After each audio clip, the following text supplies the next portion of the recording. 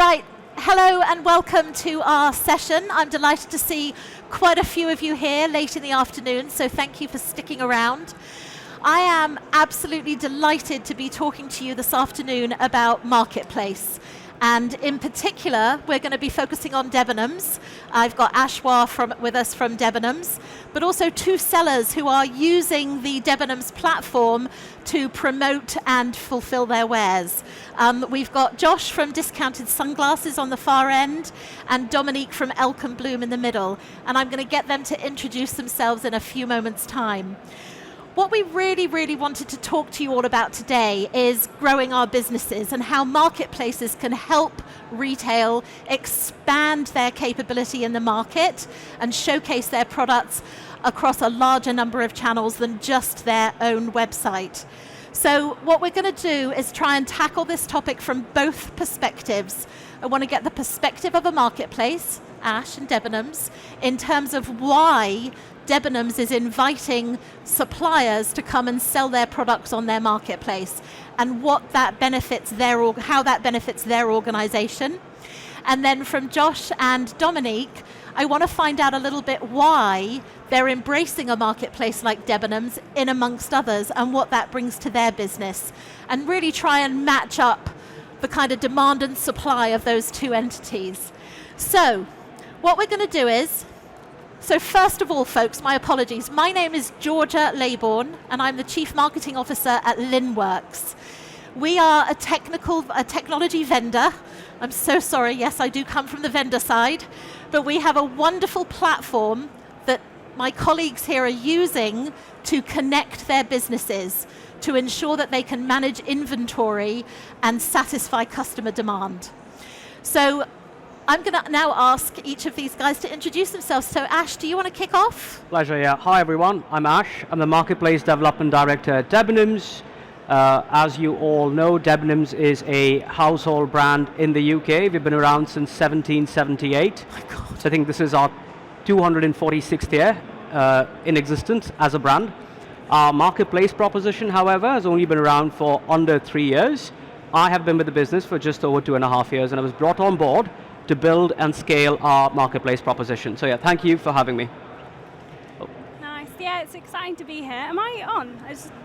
I am, yeah, perfect. So my name's Dominique, I'm from Elk & Bloom. Elk & Bloom's a jewellery brand, and we got set up about 3 years ago, so we're still relatively new in the market. We got set up to solve three main problems in the jewellery space, one being high quality jewellery that lasts, so it doesn't tarnish and you can wear it within water and it keeps up with your everyday life. Two, I myself and many other people are allergic to jewellery and have irritation, so again there's that high quality aspect. And then thirdly, attainability and making sure it's there for an affordable price as well. So I'm excited to be here. And I'm Josh. I head up the marketing for Discounted Sunglasses, and we do exactly what it says on the tin. We sell sunglasses at a cheaper rate than what you'd find on the high street. We've been doing it for about 20 years now. I've been in the business for about 6 of those years as well. Do you know, this panel is going to be fascinating because I can't hear any of them, which means they probably can't hear me. So hopefully you guys can hear us. That's the important thing. So we're going to kick off with what I call expansion and growth. I think no matter who you are in the market, we all want it. We are all working for or running businesses where we want to grow. It's kind of the elephant in the room. So I'm going to start off with a question for Ash, specifically around growth aspirations for Debenhams as a marketplace. Yeah. But I'd also really love to learn a little bit more about the strategy of Debenhams and why you moved from the high street to the digital path, but why it is that sellers such as Discounted Sunglasses and Elk & Bloom are so important to your business model. Absolutely, so thank you for that. So I'll start with our overall headline strategy for being a marketplace. So our marketplace was first launched about 2.5 years ago, and we initially started off with only a couple of dozen brands. Now since then, we've rapidly grown our proposition, whereby as of today, we have over 10,000 brands working with us on the marketplace model. Vast majority of these brands sit across fashion, home, and beauty, but we are rapidly expanding our proposition across other categories that complement what we already do. I think for us as a business, I think our single largest asset is our brand itself, Debenhams. There is a lot of love and affection for the brand, it's been through its fair share of ups and downs over the last decade. And for us, our mandate was to leverage our brand equity to the highest and create value for us as a business and to our customer base. And Marketplace as a business model enabled us to deliver that in a short span of time.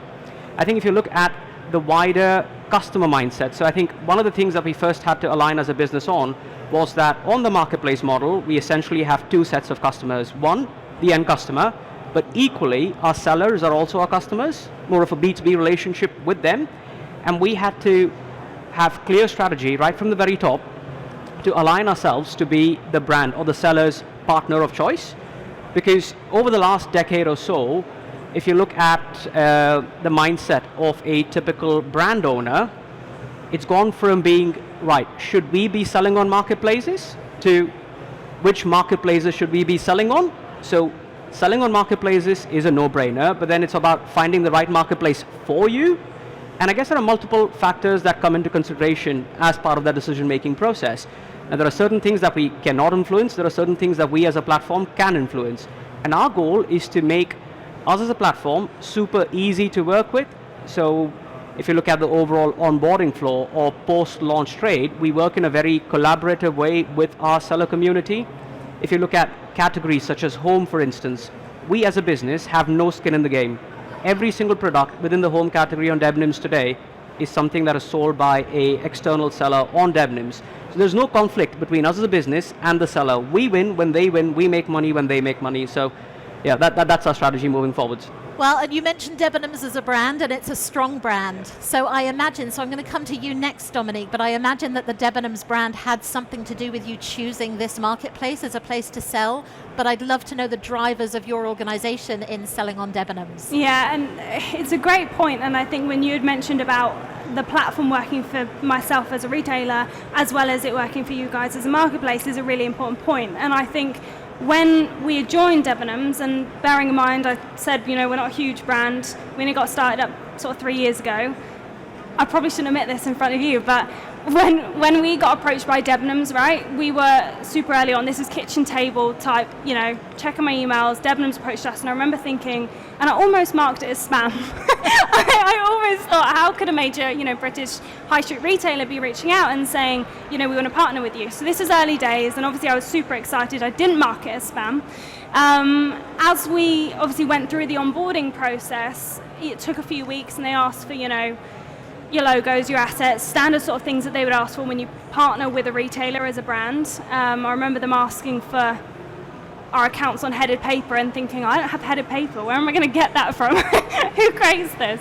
So that was an experience, and I think that really sort of shows Debenhams as the type of brand that they are, because they were willing to support us and grow us and help us on that journey, and talk to us in a fashion that we can work with you and partner with you and figure out what you need. And I think as we've grown as a brand and as we've worked with different retailers over the last few years, what I've realized is that not all retailers, or I say marketplaces really, are created equally, right? So they ask for different things and they have different expectations, and I think that's where I've learned that actually looking back, that was a really sort of, I guess, pivotal moment for us as a brand, because it helped us get that positioning, that visibility, and obviously you want that as a brand. That's the main sort of key point when you partner with them, right? But I think more than that, as the years have gone on, as Debenhams have grown, as we've grown, one of the biggest fundamental things that I guess respect in that marketplace is the fact that they value their sellers, and they don't just take on everyone and anyone, because more is more. Because I think that sometimes you'll partner with a marketplace and there'll be a million brands within that, and your product will become cannibalized. So it'll be really hard to get that reach, it'll be really hard to get that click-through rate, and that changes the game, because I think then you're in a method and a model where you're looking at SEO and trying to get your product up there through a different means, or paying to play and putting ads out there. And I think that's fine too, but it's just a different game. So I think going back to Debenhams, what makes me really respect that marketplace and that it's a different model is the product didn't get swallowed between all the other brands. So I think that's really important. And for those of you who aren't familiar with Elk & Bloom, if you're either looking to treat yourselves or if you need to do some gifting, I highly recommend checking out the selection. She's got some beautiful stuff on Debenhams and on her own website. Josh, I'm coming to you, Discounted Sunglasses. Tell us a little bit about why you chose Debenhams and how they have supported your sales strategy. So we also were approached by Debenhams. We've been on many marketplaces since just before COVID. Last March we were approached by Debenhams to come on board, and we thought, yeah, fantastic, what a massive brand to get involved with. And the onboarding process was a breeze. I think, like you say, it was very collaborative, really easy to get on board with, which is always a bonus. But it's not just the onboarding, it's after that you have that contact with people at Debenhams all the time, which if you're used to selling on Amazon, which feels really faceless and impersonable and takes the side of the seller a lot of the time, it's the complete opposite. You get that retailer experience, which if you're an online player only, you don't really get a lot, which is really, really nice for us. So as a seller, why it's helping our selling style is we want marketplaces because we see that as another pocket of audience, a bunch of data that we're not going to get ever, because we are called Discounted Sunglasses. We sell sunglasses discounted, so we attract a price-conscious audience. Whereas with Debenhams, you've got that brand already, you've got that heritage, so you've got a higher order value audience coming in, and we're starting to see that we're selling brands that are more for an affluent audience, which we not usually get. So then we can buy and sell for different marketplaces at a different rate. And see a real boost in brands that we've not been before, which is really nice. So it takes away the risk of what you're buying. And then also we've got the constant contact with the account managers and things like that. So we've managed to be in some TV ads, some social ads as well with our products, which is incredible. Things that we'd never get ourselves, like a TV ad. So it's just a nice little tick on the little marketing list. And this is absolutely the mainstay of marketplace selling with a brand such as Debenhams, is the reach that they can give those smaller organizations who can't afford the TV advertising or the brand awareness. And what I love about having Discounted Sunglasses and Elkin Bloom here is you can never have enough jewelry or enough sunglasses. No. So they've got a great opportunity to sell more and more on Debenhams. So I'm going to move now from what I call the expansion section to the automation section, because with Josh and Dominique selling on Debenhams, they have to talk to Debenhams technically to upload their listings, to upload their products, and then to manage orders and manage inventory. So let's talk technology. So coming to you first, Dominique, can you walk us through the role technology has played for you in enabling you to work with a marketplace such as Debenhams? I think, yeah, absolutely. Technology is a huge term. We've always been into tech. We've got a website fundamentally, but tech in the sense that it's your underlying data level is, that's been revolutionary for our business, right? So when we started, this was, again, kitchen table. Running a business isn't a linear line. There's been ups and downs. I remember I bought this whiteboard and I had so much on it, and it was things like update stock for EB29 and change description for EB5, and you know how it is when you have a brand, you have so many things that you've got to do and things that you've got to update because you want to make sure it's seamless. And in the beginning, when you start a brand, it's like that because you don't have the tech in place. So that's when we started, and this whiteboard was chaotic, and I remember buying different pen colors because I thought I could circle stuff and make something bolder. I ended up having post-it notes everywhere, and it was like that. And then as we were growing the collection, currently now we've got 209 SKUs within the collection. Within that, there's variants. So there might be different sizes, alterations, without gift boxes, different variations. And so within that 209 SKUs, it translates to sometimes over 2,000 products or SKU variants. So there's a huger inventory than I can manage in my head or within my team.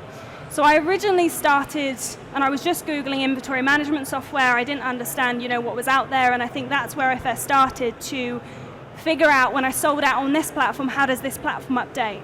And that's where it started, and obviously I spoke with Limbo, I spoke with a few other competitors as well, and that's when I think the kind of mic drop moment for me, because I realized that you can actually manage and that you can have a source of truth. So now the way I've set up the business is I'll have my Shopify store, my website, I'll have the different retailers that I sell into, and they'll all come down to a sort of one data layer or source of truth, and that will have all of my SKU data, it'll have all my assets, imagery, descriptions, It even funnels shipment information, so if I need to print a label, I can do it through there as well, and that then feeds to all the different channels. So without that piece of tech, 100% my business would not have grown, it wouldn't have scaled, it wouldn't have even got off the ground, because physically you cannot keep track of that much data, no matter how many whiteboards or post-it notes you have.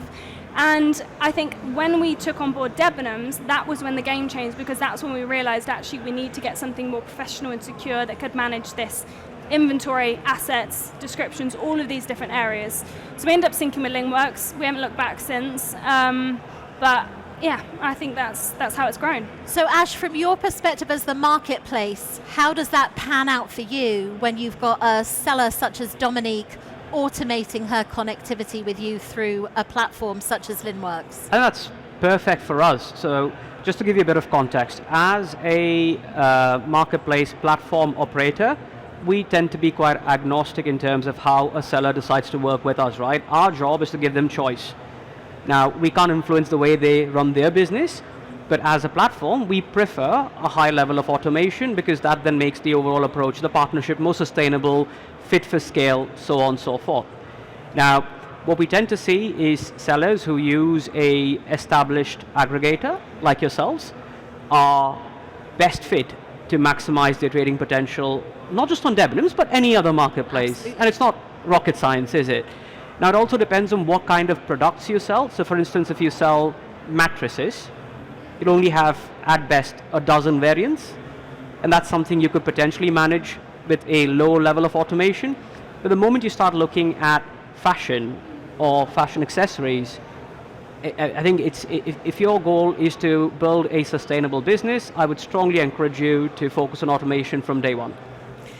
And Josh, from your perspective, are you echoing these thoughts? I mean, do you have an experience of both automated and manual connectivity to your various channels? We're in a very lucky position where we know how much Linkworks can automate and how that feels compared to many years ago it being a bit more manual. So we exclusively pick channels and marketplaces that automate the orders, the inventory, the pricing, just to keep, like Dominique was saying, that one source of truth, because that's huge for us. If we've got 50 to 55,000 SKUs in a warehouse at one time, how can you keep on top of that manually? Like you were saying with post-it notes, etc., with like that scale, it's just impossible. So being able to have that and knowing that on this marketplace that's sold, so it's going to take that out of stock here, then you're not hitting not failing SLAs where you're overselling on one marketplace and then you're getting fined by that marketplace for overselling and you've lost more profit in that product, etc. So just having to automate things, it's just a massive help. And you've also got it all the way down to the warehouse where you just scan a barcode, a label comes out, it's onto that product, and then the tracking code for that is sent to Debenhams, and that customer knows that it's already going, and all we've done is scan a barcode in our warehouse. It's so much easier than manually inputting a tracking code. Yeah. So that brings us to the physical goods element. I always think when we're selling things, we have to remember that what is the consumer after? Well, they're after whatever it is that we're buying. And so the actual delivery of that into the hands of the consumer is hugely important. Now, in the retail world, we've got tiny establishments such as Elk & Bloom, who are pretty self-sufficient, larger organizations such as Discounted Sunglasses, and then really quite big operations. Some of them are in-house logistics, some of them are outsourcing their logistics, some of them are hybrid. So, coming to you first, Ash, what does Debenhams offer in terms of support to its sellers community from a logistics perspective? I guess our primary objective is to embrace the stockless inventory model. As I mentioned earlier, the most valuable asset that we have is the brand itself. So if you look at our evolution as a marketplace platform, for the first 2 years, we encouraged people to manage fulfillment on their own, so sellers were responsible for fulfillment as well. As we've grown and evolved our proposition, we now offer sellers an arrangement whereby they can leverage our competitive rates. So we have gone out, negotiated rates with carriers, where we've got much higher bargaining power versus an individual seller, and they can still continue to fulfill orders from their warehouse, but using our rate card, which would be significantly cheaper than what they would get independently when trying to negotiate with a carrier. In addition to that, we've recently rolled out a hosted fulfillment program, whereby partners can store their inventory with us in our warehouse, and we can take care of the end-to-end fulfillment process for them and handle returns as well. But our preferred choice of working still remains to be a model whereby the seller is in control as long as they can do a good job by ensuring that products are picked, packed, and dispatched on time, and they provide a consistently good customer experience. Our goal is to empower them rather than limit them. So I'm very conscious of time, but Josh, how do discounted sunglasses operate? Are you an in-house logistics operation? Do you outsource anything? What's your preferred model? We're mainly in-house, but that's mainly because we've had the warehouse in-house all the time. So we have that in our office space, so that's the main reason. We order products in, we resell it, we don't manufacture it, so it's nice to get the product, be able to see it, make sure that it's come as described, that we've bought from somebody else, and I have that physical trust that what we've bought is correct before we sell it out to marketplaces, where if we send something to a 3PL, for example, that we've not seen before, and it gets sent out to a marketplace, and that customer says this is not what we ordered, it's wrong, it's faulty, etc. We already know it's not. We've sent you the right thing. Something's gone wrong further down the line. So having that control of knowing what our product is before we send it, for when it comes to returns, etc. That sort of control is massive for us to just keep the margins right, because having this talk before, the fraud returns is huge. So knowing that we can half fight back as a seller is massive, Perfect. And Dominique, have you got any golden nuggets to share with this audience around shipping and some of the choices you've had to make as a business? Well, we have a similar sort of model in that majority of our shipment is done in-house, because I like to be as close to the product as possible. And within jewellery, that line between customer testimonial and repeat purchase is so intrinsically linked that I want to make sure it's packaged and presented and have the whole experience that we want to provide. But I would say that if you're working with a retailer and you don't have that opportunity, and say you might need to do wholesale or another method of distribution, to work with someone who you really knows that is going to value and support you and give that customer experience the same one, because working with a retailer who doesn't value that experience is going to mess up that struggle, because customers are still going to come back to you no matter where they bought it from. Yeah. Okay, that was a whistle-stop tour of marketplace selling in 25 minutes. Before we break, and I know that you keep flagging me at the back, but before we break, one best practice tip for our audience. Imagine they're out there thinking, oh, I wonder if Debenhams is the right marketplace, or I wonder if I should do that. What's your one best practice tip, each of you, to share with our esteemed audience? Do you want me to go first? Go for it.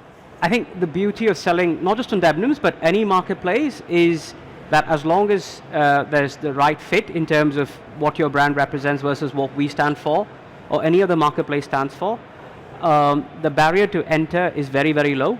There's very little opportunity cost, so I think you should just give it a go. You can always try, test, learn, evolve a proposition, but I think the amount of time that you might sit there considering, should I do this, should I not do this, I think just crack on, give it a go. If it works, scale. If it does not, change your approach. Super advice, super. Yeah. Dominique? I love that, and I think have expectation for those retailers just as much as they will expect things from you as well. When you're in a retailer, it's okay to turn them down if they're not a good fit for your brand, or carry on with them. I think close to what Ash was saying, just go for it. If it doesn't work, you can always turn it off. You're not tied into anything for a long time. If it's working for your business, then fantastic. Bring another one on, fantastic. And you can grow that way with, like you say, a lower barrier to entry, lower costs to finding more audiences for your product. Huge thanks to Josh, Dominique and Ash. Thank you.